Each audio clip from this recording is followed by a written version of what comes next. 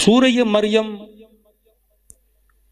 جتنے بھی شبہات ہیں مکتب اہل بیت پہ، ان شبہات کا جواب خدا نے سورہ مریم میں دیا ہے کہ مثلا اس دن میں نے کہا کوئی اعتراض کرے کہ آپ شیعہ کہتے ہیں جناب سیدہ سے جبرائیل، میکائیل، اسرافیل آ کے کلام کرتے تھے گاہن مباشرن، تو کیسے ممکن ہے؟ جبرائیل تو نبیوں سے بات کرتا ہے اور آپ کہتے ہیں کہ ایک غیر نبی وجود ہے اور اس سے جبرائیل بات کرتے ہیں، یہاں تک کہ فتوے بھی لگ جاتے ہیں شیعہ کیسی باتیں کر رہے ہیں۔ لیکن قرآن صراحتاً بتا رہا ہے کہ جناب مریم سے جبرائیل کلام کیا کرتے تھے۔ سارے شبہات کا جواب قرآن میں موجود ہے۔ یہاں کوئی بندہ قرآن مانتا ہے یا نہیں مانتا، اگر قرآن مانتا ہے تو اللہ نے مسئلہ حل کر دیا۔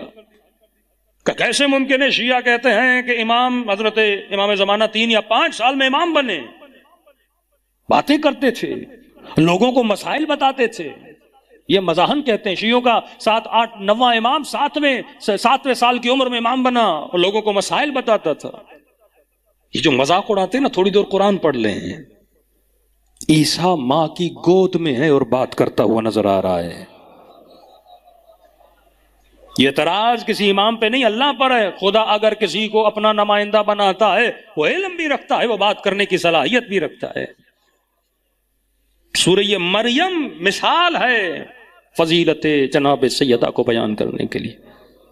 اہل بیت فرماتے ہیں جو فضیلتیں سورہ مریم میں بی بی مریم کے لیے ہیں، اس بنی اسرائیل کی امت کے لیے مریم طاہرہ تھی، اور بنی اسماعیل کی امت کی مریم فاطمہ ہے۔ جو فضیلتیں بی بی مریم کے لیے، وہی فضیلتیں ان کے لیے۔ بنی اسرائیل کی امت کا نبی مثلا بی بی مریم کو سکھانے والے ان کے معلم جناب زکریا ہیں۔ امت بنی اسماعیل کا اگر کوئی معلم ہے، وہ زکریا کی جگہ پہ حضرت رسول خدا ہے۔ اللہم صلی علی محمد وعلی محمد۔ امت بنی اسرائیل کے لیے اللہ نے حضرت یحییٰ کو بھیجا، اور شبیہ یحییٰ اگر امت رسول میں ہے تو امام حسین ہے۔ امت بنی اسرائیل کی مریم کی گود میں عیسیٰ ہے، جو اس امت کے لیے باعث نجات ہے۔ امت محمد کی مریم کی گود میں امام زمانہ ہے۔ صلوات پڑھیں مولا کی شان۔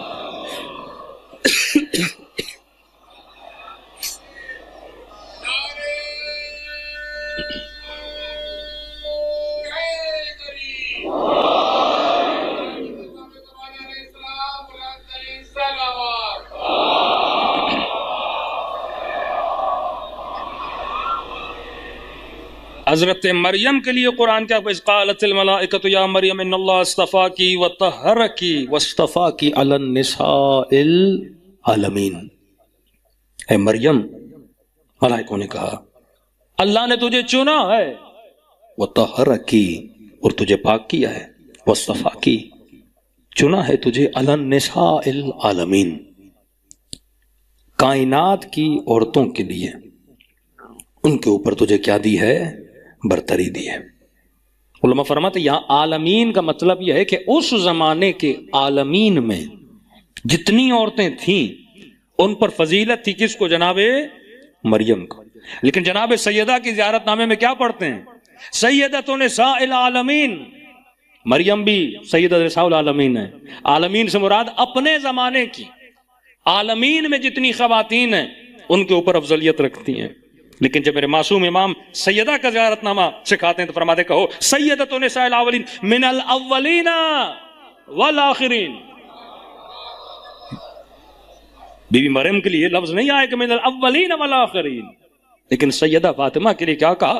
من الاولین، آدم سے لے کر خاتم تک، اور خاتم سے لے کر قیامت تک جتنی عورتیں آئیں گی سب پر فضیلت ہے سیدہ زہرا کو۔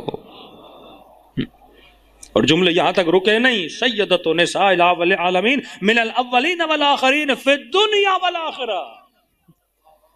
یہ اولین و آخرین صرف دنیا میں نہیں، آخرت میں بھی جتنی خواتین ہیں ان کے اوپر سیدہ کو کیا ہے؟ برتریت ہے۔ جو فضیلتیں مریم کی وہ فضیلتیں سیدہ کے لیے. مریم کے لیے کیا کہا؟ اب یہاں پہ تھوڑی 1 منٹ کے لیے روکنا چاہوں گا. جناب مریم کے استاد کون ہیں؟ جناب زکریا. سیدہ کے معلم کون ہیں؟ رسول گرامی. یہاں پہ مسلمان اگر 5 منٹ کے لیے سوچے نا کہ وہ کتنی بڑی غلطی کر رہا ہے، حجت تمام کر رہا ہے پروردگار عالم. بی بی مریم کی ماں نے دعا مانگی کہ پروردگارہ بیٹا دو گے تو تیرے گھر کا غلام بناؤں گی.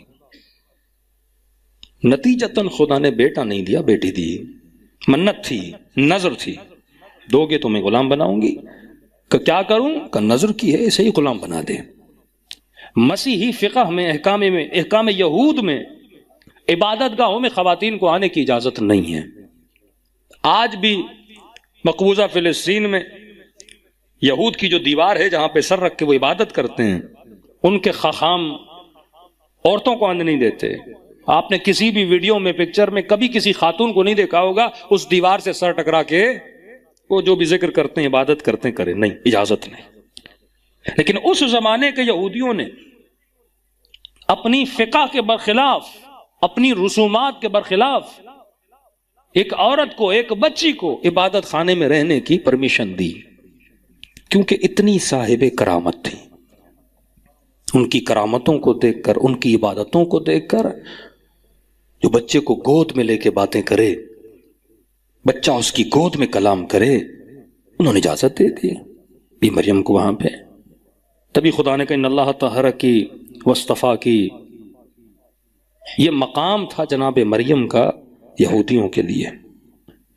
اس بی بی کا مقام کیوں ہے؟ کیونکہ پڑھانے والے کون ہیں؟ حضرت زکریا ہیں. سیدہ زہرا کو پڑھانے والے کون ہیں؟ رسول گرامی ہیں. معلم کون ہیں؟ رسول گرامی ہیں. میں اس ممبر سے ایک مثال دوں. مثلا بولا جائے آیت اللہ العظمیٰ بہجت کہ استاد ہیں آیت اللہ قاضی، مطلب اتنی بڑی علمی شخصیت کے استاد ہیں آغا قاضی. تو آغا بہجت کو اگر کریڈٹ مل رہا ہے تو آغا قاضی کی وجہ سے نا. کتنے بڑے عارف تھے اور ان کے شاگرد تھے، مطلب علمی صلاحیتوں کے باوجود وہ اپنے استاد سے کریڈٹ لے رہے نا. ایک وزن بنتا ہے. سیدہ کے استاد کون ہیں؟ حضرت رسول. وہ بی بی جو سیدہ کی بیٹی ہیں، مثلا سیدہ زینب سلام اللہ علیہا، بی بی کربلا جاتی ہیں. کتنے معصوموں کو بی بی زینب نے دیکھا. اپنی ماں سے ملی، علم حاصل کیا. بابا سے علم حاصل کیا، 2 معصوم. امام حسن سے علم حاصل کیا، 3 معصوم. امام حسین سے علم حاصل کیا، 4 معصوم. 5ویں معصوم امام محمد باقر کو دیکھا، علم تو نہیں لیکن دیکھا تو ضرور. جو بی بی 4 معصوموں سے علم لے چکی ہیں. ابن عباس اہل سنت شیعہ کے لیے بہترین شخصیتیں اور راوی ہیں. وہ جب بھی حدیث نقل کرتے تھے سیدہ زینب سے، جن کا لقب ہے ابن عباس کا حبر الامہ، وہ جب حدیث نقل کرتے ہیں سیدہ زینب سے تو جملہ استعمال کرتے ہیں عقیلتنا. نام نہیں لیتے بی بی زینب کا، لقب ہے عقیلت العرب. عرب میں سب سے زیادہ عقل مند بی بی. یا اس طرح نقل کرتے ہیں سیدتنا، نام نہیں لیتے. یہ احترام بی بی زینب کا ہے کیونکہ بی بی زینب کے جو پڑھانے والے اساتذہ ہیں وہ 4 معصوم ہیں. اب 5 منٹ کے لیے سوچو، سیدہ زہرا کو جس نے پڑھایا وہ محمد مصطفیٰ ہے. اتنا بڑا مقام ہے اور اس بی بی پہ انگلیاں اٹھائی جائیں، اس بی بی کو بولا جائے کہ آپ کو اس فقہی مسئلے کا پتہ نہیں ہے. جو کہاں پڑھی؟ مہد نبوت میں پڑھی ہیں، جو رسالت کی گود میں پلی ہیں، بڑی ہیں. مقام مریم کیا ہے؟ ان اللہ اصطفاکی وطہرکی واصطفاکی علی النساء العالمین. خدا نے تجھے چنا ہے، خدا نے تجھے پاک بنایا ہے. لیکن یہی سیدہ مریم جب بچے کی ولادت کی باری آتی ہے تو اللہ کی آواز آتی ہے مکاناً شرقیہ، یہاں سے نکل جاؤ، بچہ جا کر باہر پیدا کرو. اور دوسری جگہ جب علی کی ولادت کی باری آتی ہے، یہ اشارے ہیں امت کے لیے کہ دیکھو تحرکی والی کا مقام کیا ہے اور یطہرکم تطہیرا والوں کا مقام کیا ہے؟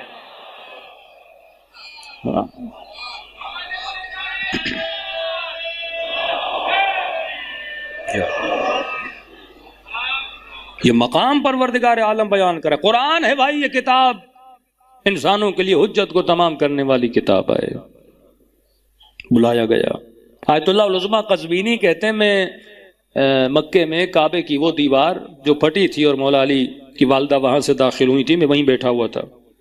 تو کہتے ہیں آ گئی یہ چند لال رومال والے انسان اور انہوں نے کہا کہ آپ مشرک ہو، آپ کیا کر رہے ہو؟ تو انہوں نے کہا آپ کی کتاب میں لکھا ہوا حاکم مستدرک میں موجود ہے. کہ علی کی والدہ کو بولا، وہ کہتے ہیں نہیں ایسی چیزیں نہیں ہیں. کہتے ہیں میں نے حوالہ دیا، گئے حاکم مستدرک کو کھولا اور کتاب کو پڑھا.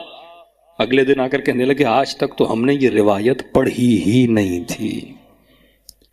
دیکھیے نا، ماچس کی جو ہوتی ہیں جن سے کئی لوگ گھر بناتے ہیں نا، تنکوں سے، تو گھر تو بن جاتا ہے لیکن اس کی خامی یہ ہوتی ہے نا، بیچ سے ایک تنکا نکال دو گھر سارا گر جاتا ہے. تو یہ وہابی کتنے بھی اسپرنگ لگا کے گھر بنائیں، آپ ایک اسپرنگ بیچ سے کھینچ دو تو سارے کے سارے گھر کیا ہو جاتے ہیں؟ ڈھا جاتے ہیں. معصوم فرماتے قرآن سے تمسک کرو، وہ نشانیاں جو اللہ نے بتائی ہیں ان نشانیوں سے اعلان کرو. وَطَّہَرَكِ سیدہ مریم کے لیے بھی استعمال ہوا اور اہل بیت رسول کے لیے کیا فرما؟ انما یرید اللہ، یا شاء نہیں ہے، یرید ہے، یعنی اللہ کا ارادہ ہے. لِيُذْهِبَ عَنْكُمُ الرِّجْسَ أَهْلَ الْبَيْتِ وَيُطَهِّرَكُمْ. کہتے ہیں یہ جو یطہرکم ہے یہ وہی مقام ہے جو حضرت مریم کو ملا. طہرکی، اللہ نے تجھے پاک کیا. اللہ کا ارادہ ہے کہ اہل بیت رسول تمہیں پاک کیا جائے. یہ وہ منزل ہے جو مریم کو ملی. یطہرکم تطہیرا، یہ مفعول مطلق ہے. ایسا پاک کیا جائے جیسا پاک کرنے کا حق ہے. تطہیرا، جس منزل تطہیرا میں جو آ جاتا ہے، یعنی اب وہ ایسا معصوم ہے جو کبھی ترک اولا بھی نہیں کر سکتا. آدم سے ترک اولا ہوا لیکن جو مقام اور منزلت یطہرکم تطہیرا پر ہیں ان سے کبھی ترک اولا نہیں ہو سکتا. اور ہم نے کل والی آیت میں بتایا سورہ نور میں کہ خدا نے یہ وہ زجاجہ ہے، یہ وہ نور ہے جسے پروردگار عالم، یہ جس سے آگ کبھی مس نہیں ہو سکتی. ان کا نور وہ ہے یوقدو، کہ زیتونیہ، یہ زیتون ہے. جس طرح آئل کا تیل ہوتا ہے نا، کہا یہ زیتونیہ ہے اور اس کا جو تیل ہے یہ کبھی بجھ نہیں سکتا.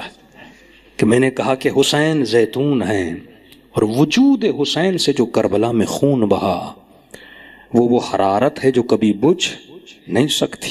اگر دیکھنے والی با بصیرت آنکھیں ہوں وہ 40 حسینی سے بہت کچھ سیکھ سکتی ہیں. کہ آج کائنات کے دلوں میں جو حسین کی محبت پروردگار عالم نے ڈالی ہے نا، کئی اوقات مومنین کہتے ہیں مولانا دشمن بڑھتے جا رہے ہیں، ہمارے اوپر بڑے تھریٹس آ رہے ہیں، محدودیتیں ایجاد کی جا رہی ہیں، کیا ہوگا، یہ ہوگا. میں نے کہا اس سے بڑے بڑے دشمن آئے، بڑے بڑے دشمن آئے، یزید جیسے، صدام جیسے. ہاں، کیسے کیسے گروپس بنائے گئے، کبھی جبہت النصرہ، کبھی آئیس کی صورت میں. لیکن کیا کبھی حسینیت رکی؟ یہ اللہ کا وعدہ ہے، یہ وہ نور ہے جسے کوئی بجھا نہیں سکتا.